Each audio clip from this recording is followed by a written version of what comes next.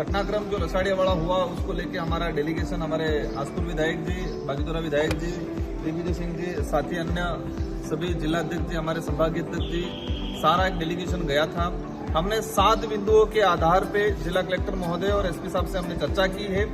इसमें मेन बड़ा उदयपुर सांसद मन्नालाल जी रावत, उन्होंने एक वीडियो जिनका वायरल हो रहा है उसमें कहा गया है कि जो बीएपी से जुड़ा आदिवासी है उनके लट मारो और उनके घरों में आग लगाओ।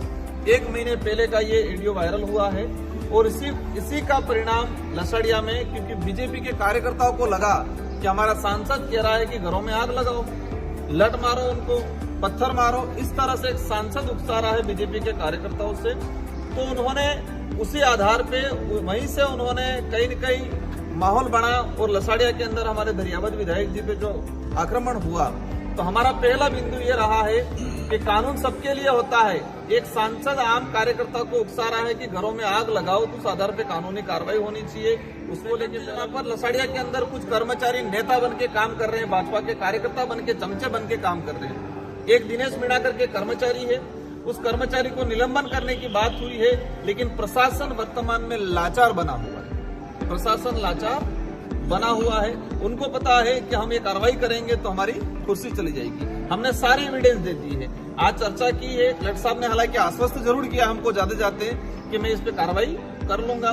अगर कार्रवाई करते हैं तो ठीक है, कार्रवाई नहीं करते हैं तो हमारा डेलीगेशन अभी तय करेगा कि ये आंदोलन आगे बढ़ना है, धरना स्थल आगे बढ़ेगा कि इसका नया रूप लेगा, वो हम आगे भी हम बैठ के डिसाइड करेंगे। लेकिन यहाँ पर जो स्थिति बनी हुई है, भाजपा ने अधिकारी कर्मचारियों को इतना डरा रखा है, धमका रखा है, और कुछ बात अलग है, कुछ चापलूसी कर रहे हैं वो अलग है, लेकिन लसाड़िया घटनाक्रम में जो कर्मचारी दोषी है उस पर किसी प्रकार का कानूनी कार्रवाई शिक्षा विभाग की तरफ से, कलेक्टर साहब की तरफ से अभी तक नहीं हुई है। 5 दिन होने आ गए हैं। हमारा फाइनल डिसीजन यही रहेगा कि उन कर्मचारियों पे कार्रवाई करे। और एक सांसद जिस तरह से आदिवासी समाज का सर्टिफिकेट लगा के गया और समाज के लोगों को ही आग से मारने की धमकी दे रहा है, तो ऐसे सांसद के खिलाफ भी कानूनी कार्रवाई करेगी हमारी मांग। सर, अब चुनावी माहौल भी है, अभी उपचुनाव भी सामने है, तो क्या बीएपी स्वतंत्र लड़ेगी या गठबंधन? ये इशू ही नहीं है। इशू सबसे बड़ा ये है कि एक आदिवासी समाज का सर्टिफिकेट लगा के सांसद बना और वही सांसद आदिवासियों के घर जलाने की बात कर रहा है, ये बड़ा इशू है। इशू ये है कि निर्वाचित हुआ विधायक उसके विधानसभा क्षेत्र में जाता है और भाजपा के गुंडागर्दी वाले लोग उसके साथ मारपीट करते हैं, वो इशू है। तो हमारा आज जो बड़ा इशू है, चुनाव का इशू ही नहीं है। भाजपा जिस तरह से देश में और पूरे राज्य में माहौल बना के रखा है, वो इस इलाके में भी चलाना चाह रहे हैं। हम कतई चलने नहीं देंगे।